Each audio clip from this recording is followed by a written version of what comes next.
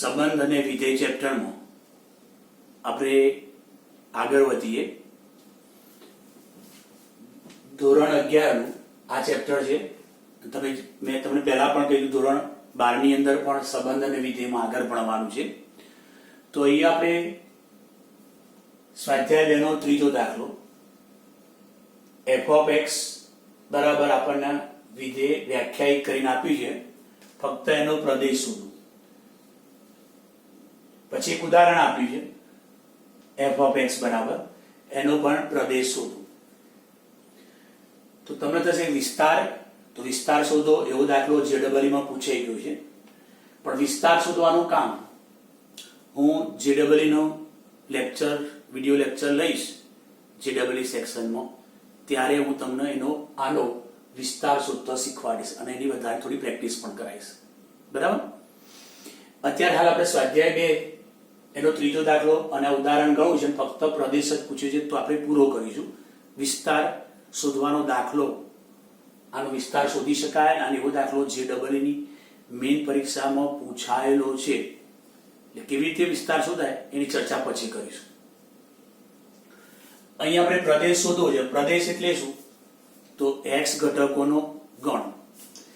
એવા x યામ અથવા એવા x ઘટકો કે જ્યાં f of x વ્યાખ્યાયિત થતું હોય, તો એવા ઘટકોનો ગણ એને આપણે પ્રદેશ કહીશું.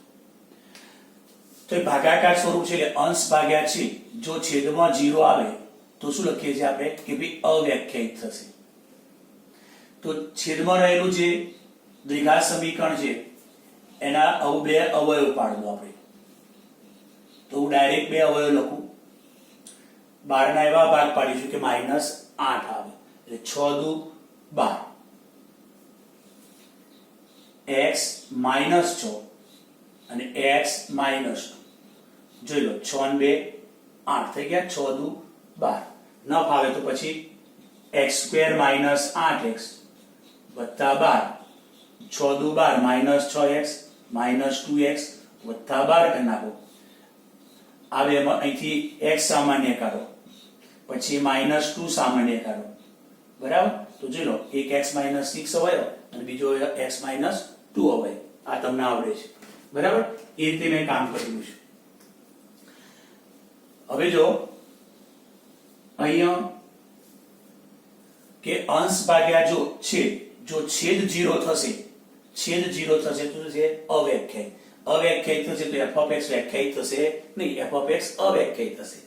તો x બરાબર જો 6 મૂકીએ કે ભાઈ x બરાબર 6 અને x બરાબર 2, તો શું થશે કે ભાઈ x -6 અને x -2. જો x ની જગ્યાએ 6 મૂકે 6 - 6 0, 0 ગુણ્યા સમથિંગ 0 થશે. x બરાબર 2 મૂકશો તો પણ 0 થશે. આ 0 થશે. તો મતલબ તો અહીંયા શું થયું કે ભાઈ f of x વ્યાખ્યાયિત થવા માટે x બરાબર 6 અને x બરાબર 2 લઈ શકાય નહીં. ઓકે. x બરાબર 6 અને x બરાબર 2 લઈ શકાય જ નહીં. કારણ કે અહીંયા 6 મૂકવાથી x ની જગ્યાએ 6 મૂકશો તો આ 0 થશે, છેદ 0 અવ્યાખ્યાયિત. x બરાબર 2 મૂકવાશો છેદ 0 તો અવ્યાખ્યાયિત થશે. એટલે અહીંયા શું થયું? હા, અંશની વાત કરીએ તો અંશમાં તો શું છે, x ની જગ્યાએ તમે ગમે તે આંકડો મૂકો, અંશ 0 થશે ચાલશે. કારણ કે અંશમાં 0 અને નીચે 0 આવવો જોઈએ નહીં. તો જવાબ શું આવશે? 0. પણ તો વ્યાખ્યાયિત થશે, કોઈ કિંમત મળશે આપણને. એટલે અંશ 0 થશે તો ચાલશે, પણ છેદ 0 ન થવો જોઈએ. તો છેદ 0 થાય એવા આપણી જોડે બે ઘટકો હતા, એક x યામ 6 અને એક x યામ 2. તો આ લઈ નહીં શકાય, બાકીના ગમે તે લો. તો ગમે તે વાસ્તવિક સંખ્યા લો, આ ગમે તે વાસ્તવિક સંખ્યા લો, પણ તમે x બરાબર 2 નહીં લઈ શકો, x બરાબર 6 નહીં લઈ શકો. બાકીના ગમે તે આંકડાઓ અહીંયા મૂકો તો f of x વ્યાખ્યાયિત થશે. ઓકે. તો x ની કિંમત 2 અને 6 લેવાની નથી. મતલબ x ની કિંમત ગમે તે લો, 2 અને 6 ની વચ્ચે. તો આપણે આનો પ્રદેશ એટલે x યામોનો ગણ, x ઘટકોનો ગણ. તો x ઘટક કયા લઈશું? તો આખી સંખ્યા રેખામાંથી ફક્ત 2 અને 6 બાદ કરી નાખીશું. આ થયો પ્રદેશ. આનો અર્થ શું? r એટલે તમામ સંખ્યાઓ, તમામ વાસ્તવિક સંખ્યાઓ, અને એમાંથી x બરાબર 2 અને x બરાબર 6 આ બંને ઘટકો કાઢી નાખ્યા. તો જો આ બે ઘટકો કાઢી નાખીએ તો બાકીના બધા જ ઘટકોનો ગણ એ આપણો થશે પ્રદેશ. તો જોઈ લો, x ની જગ્યાએ 2 અને 6 મૂકવાથી છેદ 0 થાય. છેદ 0 થાય તો આ f of x અવ્યાખ્યાયિત થાય. તો આપણે f of x અવ્યાખ્યાયિત થયેલા ઘટકો લેવાય નહીં. એના સિવાયના ઘટકો લઈશું. તો 2 અને 6 સિવાયના ઘટકો લઈશું તો f of x વ્યાખ્યાયિત થશે. તો x આમ 2 અને x આમ 6 નહીં લેવાનું, બાકીના બધા જ x આમ લો. એટલે કે આપણા જોડે શું લઈશું કે ભાઈ x ની વેલ્યુ કઈ, તો rb બધી જ લઈશું, પણ ફક્ત 2 અને 6 સિવાય એ બાદ કરીએ. તો આ થયો એનો પ્રદેશ. હવે જો અહીં આપણે ઉદાહરણ 21 આપણી ટેક્સ્ટ બુક ની અંદર છે, એની પ્રેક્ટિસ કરીએ. તો એની અંદર પણ f of x બરાબર x² + 3x + 5 x² - 5x + 4. હવે તમે જુઓ, અંશમાં તો ગમે તે x મૂકો, અંશમાં 0 આવશે તો ચાલશે, અંશમાં 0 આવશે તો ચાલશે. એટલે ઉપર બધા જ x મૂકી શકાય, ઉપર બધા જ x મૂકી શકાય. છેદમાં 0 આવે તો જ તકલીફ, તો જ f of x અવ્યાખ્યાયિત થાય. તો આના અવયવ પાડો. 5 × 5 x - 4 x - 1. આ બે ડાયરેક્ટ અવયવ પડશે. 5 ના ભાગ પાડો, -5x ના -4x - x, તો બે અવયવ પડશે. હવે જો કે ભાઈ x બરાબર 4 લઈશું અથવા x બરાબર 1 લઈશું તો x² - 5x + 4 ની કિંમત શું છે? 0 થાય. કારણ કે જો x ની જગ્યાએ તમે 4 મૂકશો તો 0 થશે, x બરાબર 1 મૂકશો તો પણ 0 થશે. તો આની કિંમત 0 ક્યારે આવે છે? 4 અને 1. તો જો 1 અને 4 મૂકશો તો f of x અવ્યાખ્યાયિત થઈ જશે, કારણ કે છેદમાં 0 આવશે. તો x બરાબર 4, x બરાબર 1 આગળ f of x અવ્યાખ્યાયિત થાય છે. આ શું લખ્યું ભાઈ? અવ્યાખ્યાયિત થાય છે. f of x અવ્યાખ્યાયિત થાય છે. તો એનો મતલબ 1 અને 4 x તરીકે લઈ શકાશે નહીં. જો 1 લઈશું અને 4 લઈશું તો f of x ની કિંમત મળશે નહીં. તો બાકીના ઘટકો આગળ f of x ની કિંમત મળશે. તો મતલબ શું થયો કે આપણી જોડે આ વાસ્તવિક સંખ્યા ગણ r એમાંથી 1 અને 4 એટલે 1 નહીં લેવાના, x બરાબર 4 નહીં લેવાનો, બાકીના બધા જ ઘટકો લો, બાકીના બધા જ ઘટકો. તો આ પ્રદેશ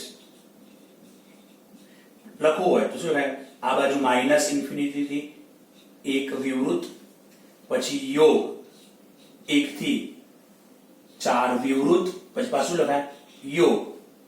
શું લખાય? 4 થી +∞. એમાં 1 અને 4 નથી લેવાના, એટલે અહીંયા 1 આગળ વિવૃત, 4 પણ નથી લેવાના, 4 આગળ વિવૃત આવે. ખ્યાલ આવી ગયો? અને આને ટૂંકમાં લખવું હોય શું લખાય? આખી સંખ્યા રેખા એમાંથી 2 ઘટકો નથી લેવાના, તો એ બંને ઘટકો કાઢી નાખો. તો આ થઈ ગયો એનો પ્રદેશ. આ લખો અથવા આ લખો. આ થયો x આમોનો ગણ, x ઘટકોનો ગણ. બરાબર? ટૂંકમાં આપણે આને આલેખ દોરવા જઈએ તો x આમ 1 હોય ત્યાં આગળ y આમ નહીં મળે, x આમ 4 લઈશું ત્યાં આગળ y આમ નહીં મળે, તો બાકીના બધા જ x ઘટકો આગળ y આમ મળશે. ઓકે, ચલો હવે ક્લિયર. હવે લઈએ આપણે દાખલા નંબર 8. દાખલા નંબર 8 સ્વાધ્યાય 2 નો દાખલા નંબર 8. એમાં f વિધેય 2 રીતે વ્યાખ્યાયિત કરીને આપ્યું છે. એક જોડ સ્વરૂપે વ્યાખ્યાયિત કરીને આપ્યું છે અને z થી z પરનું વિધેય છે અને ax + b f of x વ્યાખ્યાયિત કર્યું. તો પહેલા તો f z થી z બીજું f ઓફ x આપણને વ્યાખ્યાયિત કરીને આપ્યું છે ax પ્લસ b. તો a ની કિંમત અને b ની કિંમત શોધો. પણ અહીંયા આપણને એક વસ્તુ શું આપ્યું છે? f માં f ની કેટલીક જોડો આપી છે 1 1 2 3 0 -1 -1 -3. આ કેટલીક આપણને જોડો આપી છે, બરાબર છે? f. હવે જો f ઓફ x એટલે y કહેવાય. f ઓફ x એટલે y. આ x ઘટક એની વેલ્યુ y, x ની વેલ્યુ y, x ની વેલ્યુ y, x ની વેલ્યુ y. તો આનો મીનિંગ શું થાય? જો તમે x1 લો તો y1 મળે, x2 લો તો y3 મળે, x0 લો તો y -1, x -1 લો તો y -3 મળે. આને બીજી રીતે એમ કહીએ કે ભાઈ x બરાબર 1 તો y બરાબર 1. એનો મતલબ કે તમે x ની જગ્યાએ 1 મૂકી દો. અહીંયા x ની જગ્યાએ 1 મૂકી દો તો બરાબર શું છે ભાઈ? બરાબર y. તો બરાબર y કેટલો મળે? 1. તો આપણને a પ્લસ b બરાબર 1 એક સમીકરણ થયું. એટલે આનો શું થાય કે ભાઈ x આમ 2 તો y આમ 3. તો અહીંયા x આમ ની જગ્યાએ x આમ 2 તો y આમ કેટલો ભાઈ? 3. આ f ઓફ x કહેવાય ને f ઓફ x એટલે y જ કહેવાય.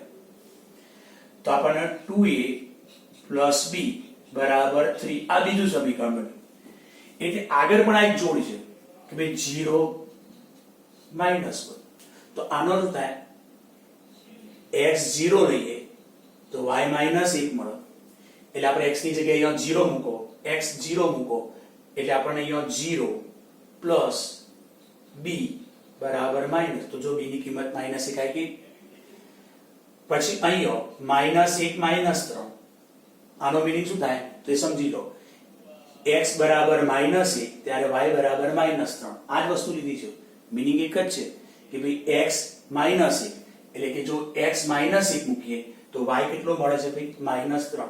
તો x ની જગ્યાએ -1 મૂકો. a -1 પ્લસ b બરાબર -3 થઈ ગયું. તો b ની જગ્યાએ -1 મૂકો તો અહીંયા તમને a મળી જશે. તો આ આપણે સમજવાનું છે. પણ આ બધું રવા દઈએ. ચલો આ બે સમીકરણો આવી ગયા તો ઉકેલી દઈએ.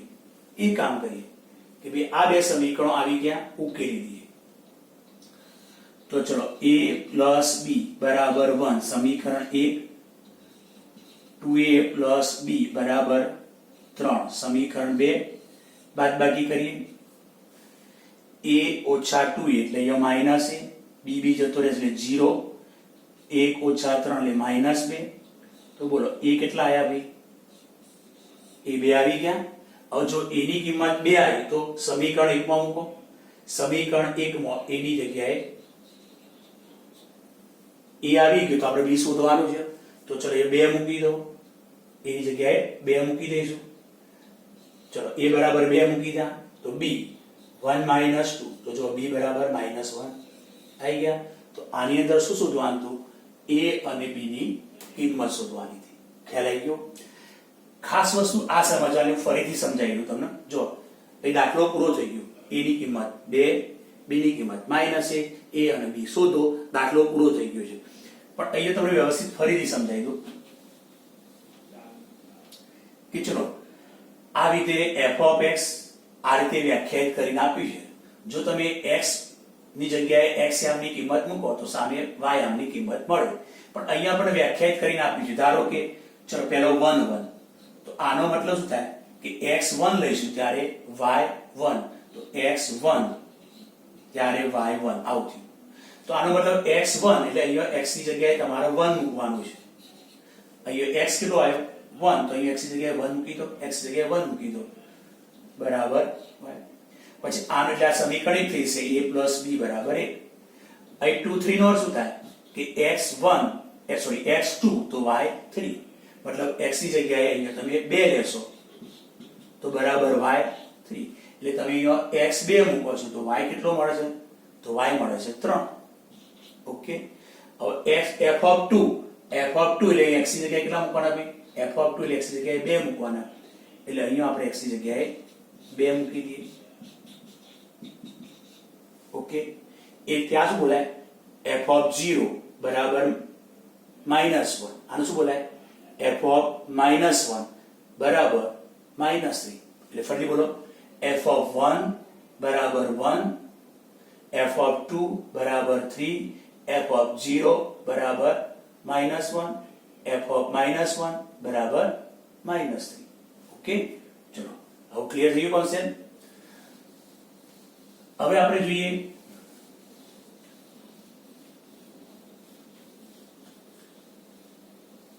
ઘાતાંકીય વિધેય. એક નવું વિધેય લઈએ. આપણે કયા કયા વિધેયની વાત કરી ભાઈ? માનક વિધેય, ચિહ્ન વિધેય, અચળ વિધેય. ઓકે, પછી હવે લઈશું ઘાતાંકીય વિધેય. ઘાતાંકીય વિધેય શું છે એ સમજી લઈએ. તો પહેલા તો તમે ઘાતાંકીય વિધેય, ઘાતાંકીય નિયમો જે તમે જાણો છો, ઘાતાંકીય નિયમો તમે જાણો છો કે ભાઈ ઘાતાંકીય નિયમો a ની x ઘાત ગુણ્યા a ની y ઘાત. તો પહેલા શું કરો છો? આધાર સરખો, ઘાતોનો સરવાળો. a ની x ઘાત ભાગ્યા a ની y ઘાત, આધાર સરખો, ઘાતોની બાદબાકી. 3 a ની x ઘાત અને એની y ઘાત, તો એ લખીશું a ની xy ઘાત. 4 a ની x, a ની y અને a ની x y. આ બંને વસ્તુ અલગ છે, આ બંને વસ્તુ અલગ છે. પછી 5 a ની 0 ઘાત 1, a ની 0 ઘાત 1. આ કેવી રીતે અલગ છે? જો ધારો કે અહીંયા 2 લો, a ની 3 આ રીતે લખું અને અહીં લખું 2 3, તો અહીંયા શું થાય? 2 નો ઘન લખાય, 8 લખાય, અને ગુણાકાર થાય એટલે a ની 6 ઘાત. તો આ બંને શું છે? અલગ છે. તો આ ધ્યાન આપવાનું. હવે ઘાતાંકીય વિધેય કે ભાઈ ઘાતાંકીય વિધેય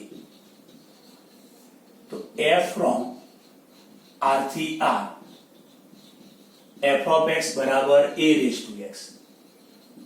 અને જ્યાં a એટલે કોઈ ધન વાસ્તવિક સંખ્યા, એટલે કે 0 નહીં, અથવા આમે લખી શકાય a belongs to r plus. r plus તો છે ધન વાસ્તવિક સંખ્યા, એમાં 0 ના આવે. આપણી જોડે આ સંખ્યા રેખા r, આ 0, તો આ બે ભાગ, 3 ભાગ પડે, એક આ ભાગ અને વચ્ચે 0. તો આ r plus કહેવાય ને આ r minus. તો 0 r plus એટલે ધન વાસ્તવિક સંખ્યાઓ, એમાં 0 આવે નહીં. આ ધ્યાન આપજો.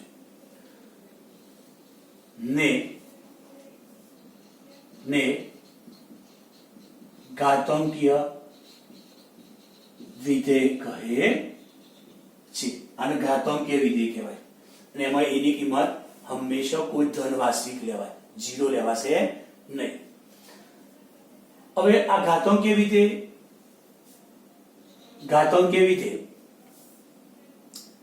વિશે તો ઘણું બધું ભણવાનું છે. ઘાતાંકીય વિધેયનું પ્રતિવિધેય એ લઘુગણકીય વિધેય, તો લઘુગણકીય વિધેયની વાત કરીશું.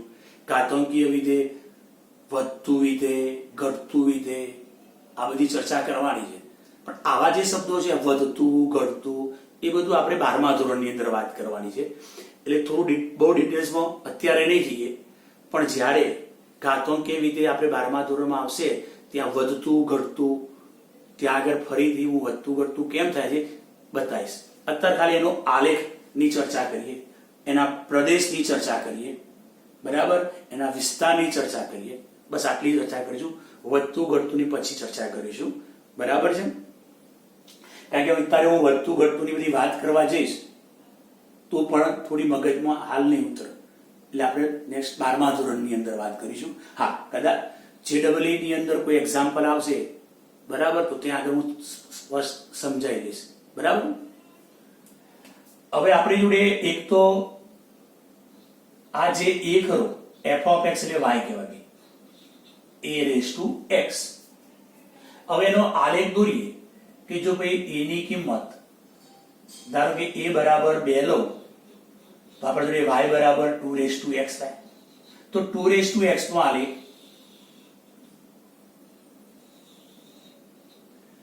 તો જો આપણી જોડે x આમ y આમ જો તમે x 0 લેશો x ની જગ્યાએ 0 લો તો 2 ની 0 ઘાત 1 એટલે y આમ 1 આવ્યો. એટલે આપણી જોડે બિંદુ અહીં આવશે 0 1 બિંદુ અહીં આવશે.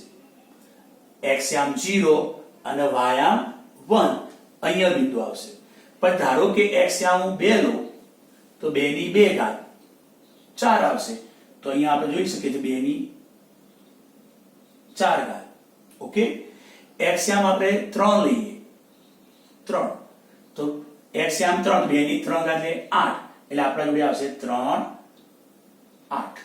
હવે ધારો કે x આમ તમે -1 લો x -1 એટલે 2 ની -1 ઘાત 1/2.5 એટલે આપણા જોડે અહીંયા -1 તો 0.5 અહીં આવશે. ટૂંકમાં આપણો આલેખ આ પ્રમાણે કામ કરશે.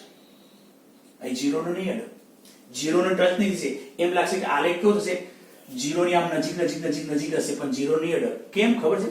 કદાપી 2 raised to x ની કિંમત 0 થાય જ નહીં. આ આપણો પોઈન્ટ યાદ રાખવાનો છે. કોઈ પણ ઘાતાંકીય પદ હોય એની કિંમત કદાપી 0 ના થાય. બરાબર, એની કિંમત 0 થાય જ નહીં. હંમેશા ઘાતાંકીય પદની કિંમત ગ્રેટર ધેન 0 હોય.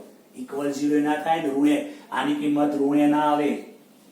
અહીંયા વાયામ કદાપી ઋણ ના આવે. વાયામ 0 પણ ના આવે. ખ્યાલ આવ્યો? એટલે હંમેશા કોઈ પણ એટલે તમે કહી શકો કે a raised to x ની કિંમત ગ્રેટર ધેન 0. કોઈ કે ઇક્વલ ટુ 0 તો ખોટી વસ્તુ, કોઈ કે લેસ ધેન 0 ખોટી વસ્તુ. ઘાતાંકીય પદમાં ધન જ કિંમત આવે. એટલે આલેખ કેવો છે 0 0 0 ની નજીક જશે પણ 0 ટચ થશે નહીં કારણ કે વાયામ 0 આવશે જ નહીં. ખબર પડી ગઈ? ચલો 1/2 લે 0.5. આ રીતે તમે આલેખ દોરી શકો. હવે ધારો કે ગમે તે કે ભાઈ y બરાબર 4 raised to x તો એનો આલેખ કેવો આવશે? તો પહેલો જ આલેખ 0 1 માંથી પસાર થતો હોય આપણે રાખો અને એ પણ આ રીતે જ આવશે. જોઈ લો. પછી 5 raised to x કરું તેનો પણ આલેખ આવો આવશે. 6 raised to x કરું તો આનો આલેખ પણ એ જ આવશે. 7 raised to x કરું તો આ જ બિંદુમાંથી પસાર થશે. yx ને આ 0 1 માંથી છેદીને જ પસાર થશે. આમ જ આકાર આવશે. ઓકે, ચલો હવે આગળ. ચલો હવે a બરાબર 1/2 લો તો y બરાબર 1/2 એની x ઘાત. પહેલા x ની જગ્યાએ 0 મૂકો. જો x ની જગ્યાએ 0 મૂકો તો 1 થશે. બરાબર, એટલે કે અહીંયા 0 1 બિંદુ 0 1 બિંદુ. પછી જો હું x બરાબર 1 લો અહીંયા 1 એટલે 1/2 અને 1/2 એટલે કેટલા આવશે 0.5 એટલે x આમ 1 અને y આમ 0.5 અહીં આવશે. જો 0.5 અહીં આવશે. ઓકે, હવે જો હું x આમ -2 લો તો y બરાબર 1/2 એની -2 ઘાત ઉપર એટલે +2 ઘાત તો y કેટલું થશે 4 એટલે અહીંયા x આમ -2 અહીં -2 તો y આમ 4 આવશે. ટૂંકમાં આ આલેખ આમ થઈને આમ જશે 0 ની નજીક થઈ જશે. અહીંયા 0 નો ટચ નહીં થયા. હાલ સમજાયું કે ઘાતાંકીય વિધેયની કિંમત કદાપી એક તો ઋણ ના આવે અને 0 ના આવે એટલે આલેખ અહીંયા 0 ની નજીક નજીક જશે એમ પણ x અક્ષ ને ટચ થશે નહીં. પણ તમે જો અહીં 2 raised to x કે 1/2 raised to x આલેખ 0 1 માંથી જ પસાર થાય છે. y અક્ષ ને 0 1 માં છેદીને જ જાય. આ પણ 0 1 માં છેદીને જ જાય. ઓકે ઓકે, તો આલેખ યાદ રાખો. તો આપણા જોડે શું થયું કે જો a બરાબર 2 તો a ની કિંમત 1 કરતા મોટી હશે 1 કરતા મોટી હશે તો આ આકાર આવો આવશે. અને a ની કિંમત 0 અને 1 ની વચ્ચેની હશે. 0 અને 1 ની વચ્ચેની હશે તો આકાર આવો આવશે. ધારો કે 1/3 લો, 1/4 લો, 1/5 લો કે 1/6 લો, બરાબર? તો એ બધી કિંમત કેવી થાય? 0 અને 1 ની વચ્ચે. તો આકાર આમ જ આવો. પણ જો એની કિંમત 1 કરતા મોટી લીધી, 1 કરતા મોટી લીધી તો આમ જ આકાર આવો. પણ એ બધા જ ઘાતાંકીય વિધેયો, ઘાતાંકીય એ 0 1 બિંદુમાં જ પસાર થાય. આમ થશે એમાં એની કિંમત 1 કરતા મોટી હશે, અને જે આમ હશે એમાં એની કિંમત 0 અને 1 ની વચ્ચે હશે. ઓકે? તો હવે જો, હા, મેં પેલા બે શબ્દો ભારે બોલ્યો તો, વધતું વિધેય, ઘટતું વિધેય. તો આમ તો જો હંમેશા વધતું ઘટતું કે ના કહેવાય. એક સિમ્પલ પ્રેક્ટિકલી કહું કે હંમેશા x અક્ષની આ બાજુ એટલે કે ઋણ દિશા તરફ પેન મૂકવાની, આલેખ પર પાછું, બીજા કે નહીં. અને પછી આલેખ દોરતા જાઓ તો પેન ઉપર જાય છે, માટે વધતું વિધેય. ઓકે? x અક્ષની ઋણ દિશા એટલે આ બાજુ કહેવાય. એ ઋણ દિશા તરફ આલેખ ક્યાં છે? આ રહ્યો. તો ત્યાં પેન મૂકો. હવે દોરતા જાઓ એટલે પેન નીચે જશે, તો આ ઘટતું વિધેય. આ પ્રેક્ટિકલી અને સિમ્પલ ભાષામાં શું કરવાનું? આ x અક્ષની આ ધન દિશાના ઋણ દિશા, તો ઋણ દિશા તરફ જાવ, ગયા. ઋણ દિશામાં આલેખ ક્યાં છે? તો આ સાઈડ. તો ત્યાં આગળ પેન મૂકો. હવે આલેખ દોર એટલે અહીંયા પેન ઉપર જશે. પેન ઉપર જાય એટલે વધતું વિધેય થયું. વધતું વિધેય આને કહેવાય વધતું વિધેય. એટલે કે એની કિંમત 1 કરતા મોટી હશે તો વધતું વિધેય. ઓકે? પછી ચલો, આ x અક્ષની ધન દિશા, આ બાજુ x અક્ષની ઋણ દિશા. તો x અક્ષની ઋણ દિશા તરફ આલેખ ક્યાં છે? આ રહ્યો. તો ત્યાં પેન મૂકી દો. હવે દોરતા જાઓ તો પેન નીચે જાય છે, પેન નીચે. અને પેન નીચે થાય તો ઘટતું વિધેય. એટલે કે જો એની કિંમત 0 અને 1 ની વચ્ચે હોય એની કિંમત, તો ઘટતું વિધેય. ખબરી? બસ આ પ્રેક્ટિકલી. પછી વિકલન દ્વારા કહી શકાય, બીજી વ્યાખ્યા દ્વારા કરી શકાય. પણ અહીંયા આપણે આટલું જ જોવાનું. કોઈ પણ નો આલેખ હોય. ધારો કે હું જસ્ટ સમજવા દઉં કે ભાઈ તમે આ આલેખ દોર્યો. હું તમને કહું કે ભાઈ આ આલેખ દોર્યો તો કેવો હશે? તો મેં કહ્યું આ x અક્ષની આ બાજુ ધન દિશા, આ બાજુ ઋણ દિશા. તો આલેખ ઋણ દિશા તરફ કયો છે? આ રહ્યો. તો ત્યાં આગળ પેન મૂકી દો. આ ધન તરફ નહીં મૂકવાની પેન, ધન વાળા ભાગમાં પેન નહીં મૂકવાની. આલેખ પર ઋણ મૂકી. હવે પેન આલેખ દો તો આલેખ જો પેન નીચે જાય છે ઘટતું. ખબર? અને જો પેન ઉપર જતી હોય તો વધતું. તો આ થઈ વધતું ઘટતુંની પ્રેક્ટિકલી સમજણ. ખ્યાલ આવી ગયો? પછી આપણે આગળ વધીએ.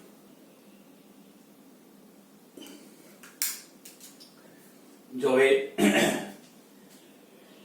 સ્વાધ્યાય 2 નો 10મો દાખલો લઈએ. આપણને ગણ A ની અંદર 1 2 3 4 ઘટકો, ગણ B ની અંદર ઘટકો આપ્યા છે 1 5 9 11 15 16. 6 ઘટકો આપ્યા છે. F ની અંદર જોડો આપી 1 5 2 9 3 1 4 5 2 11. તો નીચેના વિધાનો સત્ય છે, એટલે કે વિધાનો સાચા ખોટા નક્કી કરવાના છે આપણે. તો જો પહેલું, F એ A થી B નો સંબંધ છે. આ વિધાન સાચું છે કે ખોટું? હવે સંબંધમાં શું શરત ચકાવવાની કે ભાઈ F ઉપગણ A ક્રોસ B થવું જોઈએ અથવા ઇક્વલ થવું જોઈએ. આનો અર્થ શું થાય કે ભાઈ F ની અંદર જે જોડો હોય એ બધી જ જોડો A ક્રોસ B ની અંદર સમાયેલી હોય છે. એટલે કે F A ક્રોસ B નો ઉપગણ થાય કાં તો ઇક્વલ થાય. જો આ શરતનું પાલન થાય તો જ આપણે કહી શકીએ કે F એ A થી B નું વિધેય છે. હવે તમે જુઓ અહીંયા કેટલી 1 2 3 4 એટલે A ગણની અંદર 4 સભ્યો છે. B ગણની અંદર જોઈ લો 1 2 3 4 5 6 સભ્યો છે. તો 6 4 24. તો આની અંદર કેટલી જોડો આવે? 24 જોડો આવે. કઈ? તો 1 1 1 5 1 9 1 11 1 15 1 16. આરતી 1 ઉપર લીધી એટલે 2 ઉપર 2 1 પછી 3 1 4 પર જોડો આવી 24 જોડો આવે. બરાબર? તો F ની અંદર જો 1 5 તો પહેલી 1 5 તો જો 1 5 એ જોડાની અંદર આવી જશે. જોઈ લો અહીંયા કઈ આપી છે 1 5 તો A ક્રોસમાં 1 5 જોડ બની જાય છે. ચલો પછી 2 9 તો જો 2 9 તો અહીંયા 2 છે અને 9 તો A ક્રોસમાં 2 9 જોડ આવી જાય. પછી 3 1 3 1 તો અહીંયા 3 છે પછી 1 છે A ક્રોસ B માં 3 1 જોડ બની એટલે 3 1 જોડ અંદર આવી જશે. પછી 4 5 4 5 જોઈ લો તો અહીંયા 4 અને અહીંથી 5 લઈશું તો 4 5 A ક્રોસ B ની જોડ છે એટલે 4 5 A ક્રોસ B માં સમાયેલ છે. પછી 2 11 2 11 તો અહીંથી 2 લઈએ અને અહીંથી 11 લઈએ એટલે 2 11 જોડ A ક્રોસ B માં આવી ગઈ એટલે 2 11 પણ જોડ સમાયેલી છે. મતલબ અહીંનો ઉપગણ A ક્રોસ B થઈ જશે. જોઈ લો ટૂંકમાં F ની અંદર જે જોડો આપેલી છે એ બધી જ જોડો A ક્રોસ B માં સમાયેલી છે માટે F ઉપગણ A ક્રોસ B આ શરતનું પાલન થાય છે. એટલે કે F માં આવેલી બધી જ જોડો A ક્રોસ B માં આવી સમાઈ જાય છે માટે F એ A થી B નો સંબંધ છે. સંબંધ છે માટે આ વિધાન સત્ય છે. ખબર પડી ગઈ કે F માં જે બધી જોડો આવેલી બધી જ જોડો A ક્રોસ B માં સમાઈ જાય છે માટે F ઉપગણ A ક્રોસ B થાય છે માટે A થી B નો આ સંબંધ છે. ઇક્વલ થાય તો પણ A થી B નો સંબંધ છે. તો પહેલું વિધાન કેવું થયું ભાઈ? સત્ય છે. તો આપણને પહેલું વિધાન સત્ય મળી ગયું. હવે આપણે જોઈએ F એ A થી B નું વિધેય છે. F એ A થી B નું વિધેય એટલે આપણા જોડે જો આ A છે આ B છે એટલે આપણે 1 નો 5 સાથેની જોડ, 2 ની 9 સાથે જોડ, 3 ની 1 સાથે જોડ, 4 ની 5 સાથે જોડ છે, 2 ની 11 સાથે જોડ. તો અહીંયા શું થયું? અહીં લખીશું કે અહીં 2 ની 2 જોડ છે, 2 9 અને 2 11. જો કોઈ A માં આવતા કોઈ ઘટકની 2 જોડો હોય તો એ વિધેય નથી. અથવા એમ કહેવાય 2 ના 2 પ્રતિબિંબ છે. 2 નું એક પ્રતિબિંબ 9 છે અને બીજું એક પ્રતિબિંબ 11 છે. જો આવું થાય તો વિધેય નથી. તો F એ A થી B નું વિધેય છે. ખોટું. તો અહીં લખીશું કે ભાઈ F એ A થી B નું વિધેય નથી. આ વિધાન ખોટું છે કારણ કે A માં આવતો ગણ 2 ની 2 જોડો છે માટે વિધેય નથી. અથવા એમ લખાય કે 2 ને 2 પ્રતિબિંબો છે, એક 9 અને 11 માટે વિધેય નથી. વિધેયની વ્યાખ્યા શું કહે છે? દરેક ઘટકની જોડ હોવી જોઈએ અને દરેક ઘટકની અનન્ય જોડ હોવી જોઈએ. કોઈ પણ ઘટકની એક જ જોડ હોવી જોઈએ તો જ વિધેય કહેવાય. બોલો ક્લિયર?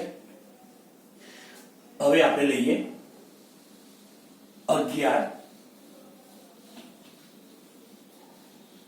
સ્વાધ્યાય 2 નો 11 નંબરનો દાખલો. જેની રકમ મેં આ રીતે લખી છે.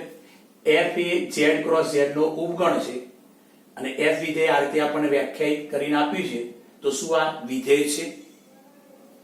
તો જો F આપણને જોડ સ્વરૂપે વ્યાખ્યાયિત કરો. જોડમાં પહેલો ઘટક કયો? A ગુણ્યા B લેવાનો. આ X ઘટક. બીજા ઘટકમાં શું કરવાનું? Y ઘટકમાં A વત્તા B સરવાળો કરવાનો. એમાં A અને B શામાંથી લેવાના? Z માંથી લેવાના.